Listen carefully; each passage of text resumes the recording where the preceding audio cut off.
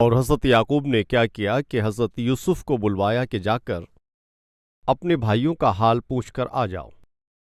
اور شکیم ایک اچھا ملک نہیں ہے، اور شکیم اور وہاں کے رہنے والے لوگ یہ حضرت یعقوب اور ان کے پورے گھرانے کو انہوں نے بڑے تکلیف اور بڑے دکھوں کو پہنچایا تھا۔ اس گناہ سے بھرے ہوئی جگہ پر اب کون گئے ہیں؟ حضرت یعقوب کے بیٹے گئے۔ وہاں پر جانے کی ضرورت ہے کیا؟ شمشون کہاں پر جا کر غلط ہوا؟ آپ بتائیں۔ تمنت کو جا کر وہ بگڑ گیا۔ آج کتنے لوگ ہیں جو گناہ کرنے کے لیے اپنے گاؤں کو چھوڑتے ہیں، اپنے شہر کو چھوڑتے ہیں، اپنے ملک کو چھوڑ رہے ہیں، اپنے جسم کو بیچنے کے لیے اور اس سے پیسہ کمانے کے لیے اور اپنی مرضی کے مطابق جینے کے لیے تم جگہ کو بدل رہے ہو۔ حضرت یوسف کے ساتھ وہ برا کریں گے یہ جان کر بھی حضرت یعقوب کو یہ معلوم ہونے پر بھی انہوں نے حضرت یوسف کو ہی بھیجا، کیونکہ وہ جانتے تھے کہ صرف یوسف ہی یہ کام کر سکتے ہیں اور وہی اس کام کو کر سکتے ہیں۔ کس طرح سے حضرت عیسیٰ مسیح کی جھلک وہاں پر دکھائی دیتی ہے ہم دیکھتے ہیں۔ اب ہم حضرت یوسف کی حکم ماننے کی بات کو دیکھتے ہیں۔ وہ کہاں پر جانے والے ہیں؟ وہ اپنے نقصان پہنچانے والوں کے بیچ میں جا رہے ہیں۔ وہ کس سے ملنے کو جاتے ہیں؟ اور جو ان کا برا کرنے پر ہیں وہ ان کے بیچ جاتے ہیں تاکہ ان کی بھلائی کو وہ جان سکیں، اور جو ان سے نفرت کرتے ہیں، ان سے تکبر رکھنے والوں کے بیچ وہ جاتے ہیں۔ غور سے سنیے، اس زندگی کے سفر میں ہم سے محبت کرنے والوں کے ساتھ رہنا یہ مشکل نہیں ہے۔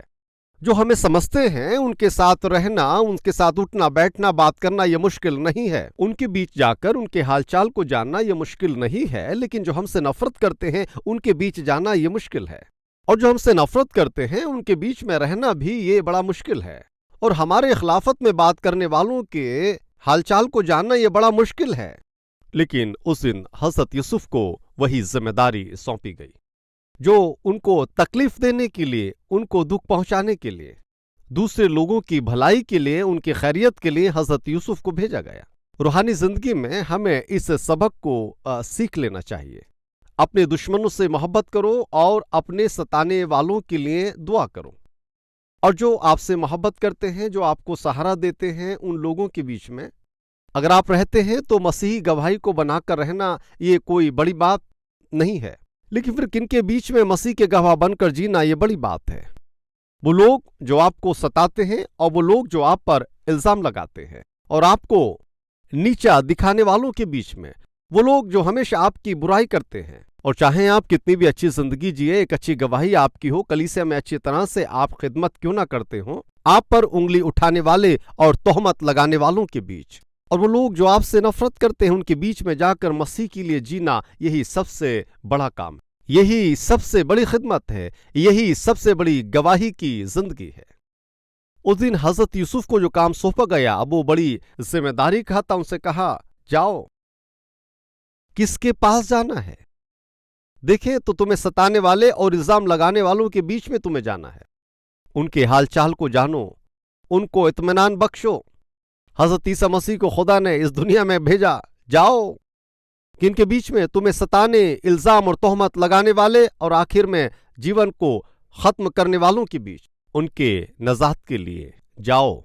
حضرت عیسیٰ مسیح نے خدا کی باتوں کو مانا، خدا کی باتوں کو مان کر گناہگار لوگوں کے بیچ میں آ کر وہ گھائل ہوئے اور صلیب پر مصلوب ہوئے، ان کو بے عزت کیا گیا، اور آخر میں صلیب پر انہوں نے اپنے آپ کو دے دیا، اور کتنا زیادہ خداوند کی باتوں کو انہوں نے مانا، کروس پر اپنی جان دینے تک، انہوں نے خدا کی بات ماننے تک۔ حضرت یوسف نے وہی کیا، اپنے باپ کی باتوں کو مانا، کتنا اپنی زندگی کو انہوں نے خطرے میں ڈال دیا۔ میرے عزیز بھائیوں بہنوں، ہمیں بھی خدا کی باتوں کو ماننا ہے، کتنا اپنی جان دینے تک۔ میں اپنی خدا کی باتوں کو بالکل نکاروں گا نہیں جب تک وہ پورا نہ ہو۔ ہمیں خدا کی باتوں کو ماننا ہے، جس طرح سے اس دن حضرت یوسف نے اپنے باپ کی باتوں کو مانا۔ وہاں پر حضرت یوسف حکم ماننے کو دکھاتے ہیں۔ پہلا، حضرت یوسف نے بات کو مانا، دوسرا ہے ان کا سفر۔ میں جلدی سے بتاتا ہوں، ابھی غور سے سنیں۔ ابھی یوسف وہاں سے چل دیے، کہاں جانے کے لیے؟ وہ شیکیم جانے کے لیے وہاں سے روانہ ہوئے، اور لگ بھگ 80 کلومیٹر دور شیکیم نگر ہے۔ اور کتنی دور کا سفر ہے؟ 4 دن سے زیادہ ان کو سفر کر کے وہاں پر جانا ہے۔ ابھی ہمارے پاس جو بسز ہیں، جو سادھن ہیں، اس وقت نہیں تھے۔ पहाड़ों से, खाई से, बयावां से वहां से गुजरना है और चलते जाना है। और पैदल चलते हुए कोशिश करके उन्होंने कितनी दूर सफर किया? लगभग 4 दिन तक उन्होंने सफर किया और वो शेकेम पहुंच गए। वो थके हुए थे। सुनिए, शेकेम में पहुंचने पर क्या वो वहां मिले? नहीं मिले। वो वहां से आगे चले गए और ज्यादा दूर चले गए। तब हजरत यूसुफ को क्या करना चाहिए था? अगर ये मिल जाएंगे तो मिलकर मुझे मार देंगे, क्या ऐसा ख्याल किया? मेरे बाप ने शेकेम को जाने के लिए कहा था, मैं आ गया हूं, लेकिन अब वो यहां पर नहीं है, इसलिए मैं वापस मुड़ के जाता हूं। उन्होंने सोचा क्या? नहीं सोचा। हजरत यूसुफ की एक आदत है और वो ये है कि जो भी काम उनके हाथ में दिया जाता और कितना भी मुश्किल होने पर या कितनी ही तकलीफ क्यों ना हो और वो कितना भी मुश्किलों से क्यों ना भरा हो, जरूर वो उसको पूरा करेंगे। मेरे अजीज भाइयों और बहनों, मैं कहता हूं कि गौर से सुने।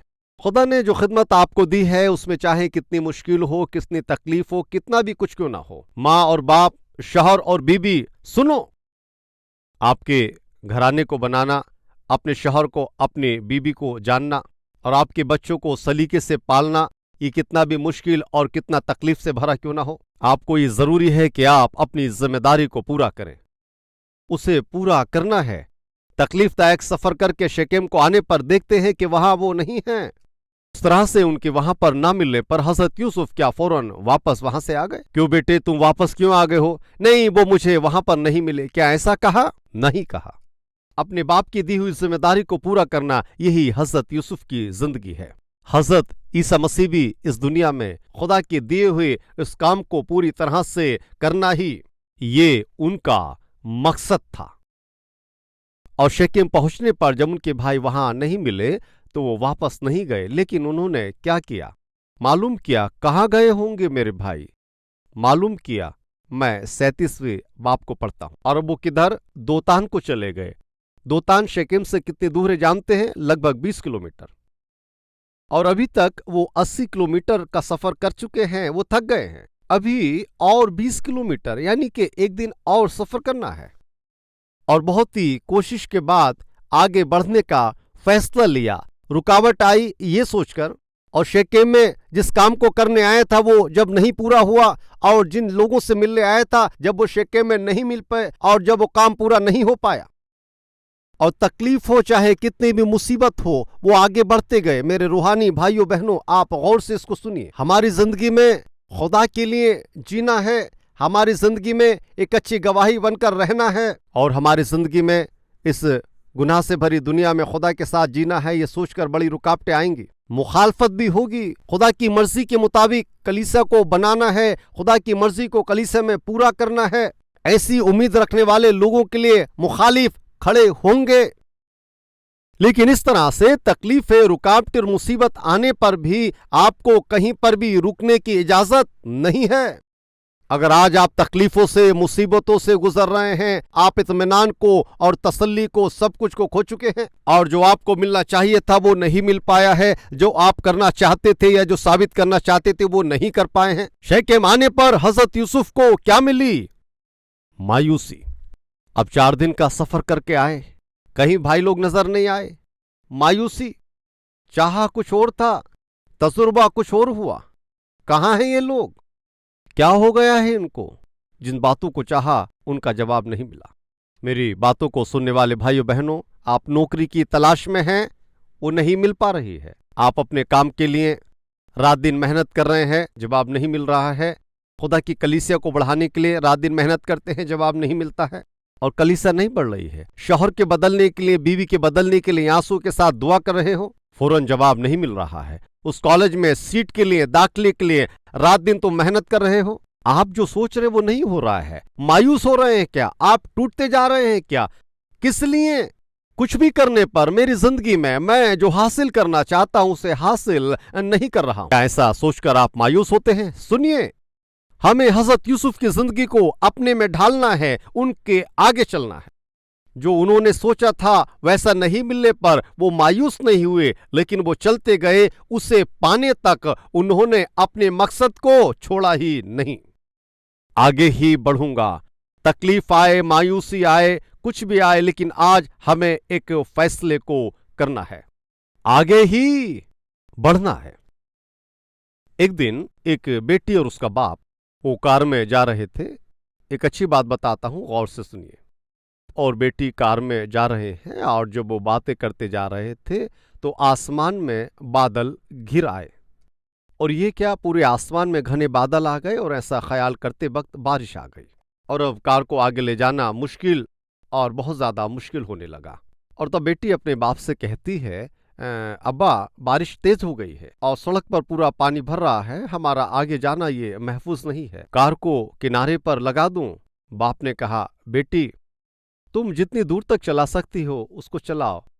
اس نے کہا بارش ہو رہی ہے. اس نے کہا کوئی بات نہیں، چلاؤ. ہمت سے آگے بڑھ رہی تھی. اتنے میں ٹرک بسیں اس بارش کے پانی کے بہاو سے لڑکھڑاتے ہوئے ادھر ادھر کھڑی ہو گئیں اور سڑک کے کنارے روک رہے تھے چونکہ بارش کی وجہ سے آگے بڑھنا بڑا مشکل ہو گیا تھا. بھی آگے بڑھنے والی بیٹی پھر سے اپنے باپ سے پوچھتی ہے کہ والد آپ دیکھ رہے ہیں نا، اور کتنے بڑے بڑے ٹرک اور کتنی بڑی بڑی بسیں بارش کے پانی کے بہاو کے چلتے ان کو سڑک کے کنارے پر کھڑا کر رہے ہیں، کیا ہم بھی سڑک کے کنارے اپنی کار کو لگا دیں گے؟ باپ نے کہا نہیں بیٹے، تم جتنا دور ابھی چل سکتی ہو ہمت سے آگے بڑھو. اور تھوڑی دور آگے جانے پر سڑک کے کنارے سبھی گاڑیوں کو روک دیا گیا. ابا صرف ہم ہی آگے بڑھ پا رہے ہیں، اور جہاں پر بھی دیکھیے وہاں پر بسز کو، ٹرکوں کو، ادھر سے جانے والوں کو بھی روک دیا، ادھر سے جانے والوں کو بھی روکا ہے. اب کیا کروں بتاؤ؟ والد نے کہا بیٹی تم دوسروں کو مت دیکھو، اگر تمہیں چلانے کی ہمت ہے اور آگے بڑھنے کی ہمت ہے. ہاں مجھے ہمت ہے کیونکہ ساتھ میں آپ ہے. تو اس نے کہا چلو ہم چلیں گے. اس کو اور اس کو دیکھ کر کے اپنے سفر کو مت روکو، بارش کو اور تلاطم کو دیکھ کر اپنے سفر کو مت روکو. تمہیں چلنے کی ہمت، قوت اور سمجھ ہے تو کہتا ہوں بڑھو آگے. ٹھیک ہے، یہ کہہ کر اس نے ہمت سے کار کو آگے بڑھاتے بڑھاتے اور آگے چلتے چلتے آدھے گھنٹے کا سفر کرنے کے بعد اب بادل بھی اچھے تھے، بارش بھی رک گئی، وہاں دھوپ بھی کھلی تھی اور کار اچھے خوشنما ماحول میں چلی گئی. اور تب والد کہتے کہ بیٹی اب کار کو کنارے پر روک دو. یہ کہ آپ نے کہا بارش میں مت روکو، طوفان میں مت روکو، تلاطم میں مت روکو. بس اور ٹرک سب رکے تھے، آپ نے کہا تھا مت روکو، اور اب جب میں یہاں پر پہنچ گئی ہوں تو آپ رکنے کے لیے کہتے ہیں اور آپ سڑک کے کنارے روکنے کے لیے کہتے ہیں. انہوں نے کہا ایک بار اپنی کار کو روک کر پیچھے کی طرف دیکھو. بیٹی نے کار سے اتر کر پیچھے دیکھا اور والد پوچھتے تمہیں کیا دکھا؟ کوئی بھی ہمارے پیچھے نہیں ہے. کیوں؟ کس لیے؟ وہ سب بارش طوفان میں ہی پھنسے ہوئے ہیں. ہم ہمت کر کے آگے آئے ہیں، اس لیے ایک خوشنما ماحول میں ہم جی رہے ہیں. اور وہ باپ بتا رہا ہے خدمت اور ایمان سے جینے والی زندگی میں رک جانا اور پیچھے مڑ کر دیکھنا یہ کبھی بھی محفوظ نہیں ہے. صرف آگے بڑھنا ہی روحانی زندگی میں جو ہمیں سیکھنا ہے یہ ایک بہت اچھا سبق ہے، کیونکہ ایمان کو مکمل کرنے والا اور اس پر چلنے والے حضرت عیسیٰ کی طرف ہی دیکھتے ہوئے آپ کی خدمت میں، آپ کی کلیسیا میں، آپ کے گھر میں، آپ کی زندگی میں، تکلیفوں میں، مصیبتوں کے بیچ میں آپ کو آگے ہی بڑھنا ہے، لیکن رکنے کی ضرورت نہیں ہے. حضرت یوسف نے اپنی زندگی میں اس راستے کو اپنایا. اگر آپ تکلیفوں کو، مصیبتوں کو دیکھ کر تھک گئے ہیں اور رک گئے ہیں تو یقین جانیے آپ انہی میں تھک جائیں گے، دب جائیں گے. آپ ان کے غلام ہو جاؤ گے، تھک جائیں گے، ڈھیر ہو جائیں گے. ایمان رکھتے ہوئے قدم سے قدم ملا کر اگر آپ آگے بڑھیں گے تو یقین جانیے کہ آپ کے اچھے دن ضرور آئیں گے. بہن اچھے دن ضرور آئیں گے. آپ کو چاروں طرف سے گھیرا ہوا ماحول اب بدلنے والا ہے، لیکن کب؟ جب آپ مسیح کی طرف دیکھ کر آگے بڑھتے ہیں. اب رکنے کی ضرورت نہیں ہے. حضرت یوسف رکے نہیں، وہ آگے ہی بڑھتے گئے.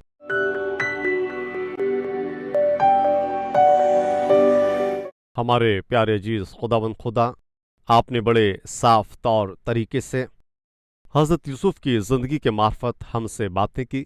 خداوند ان کے بھائی یہ جان کر ہی کہ جانے پر ان کو مار ڈالیں گے، हज़रत यूसुफ वहां पर गए। उसी तरह से हज़रत मसीह को मालूम होने पर भी आपने मसीह को इस दुनिया में भेजा कि वो क्रूस पर सलीब पर मसलूब हो जाएं, कि लोग उन्हें मसलूब करेंगे जानकर भी खुदावन आपने मसीह को हमारे लिए भेजा। खुदावन आपकी उस बेपनाह मोहब्बत के लिए शुक्र करते हैं जो सलीब पर हज़रत ईसा मसीह ने हम सबको दिखाई, जिससे खुदावन हमें छुटकारा और हमारे गुनाहों की माफ़ी मिली। इसलिए अब तक हमने जो भी गुनाह किए हैं हमें माफ़ कर दीजिए, और अब से आपके फर्जंद बनकर जीने के लिए, हज़रत यूसुफ की मानिंद ईमानदारी से जीने के लिए, और इस तरह से ज़िंदगी जीने की तौफीक आप हम अपनी छिपी हुई तमाम गुनाहों को आपके सामने मान लेते हैं। इससे पहले कि खुदावन वो गुनाह हमारी ज़िंदगियों को बर्बाद करें, आप हमें माफ़ कर दीजिए। खुदावन सदाकत के उस लिबास से हमको ढक दीजिए ताकि गुनाह की ज़िंदगी में सदाकत से हम जी पाएं और ज़िंदगी में कभी भी पीछे ना मुड़े। इस तरह की तौफीक हमें दें, मसीह यीशु के वसीले में, आमीन।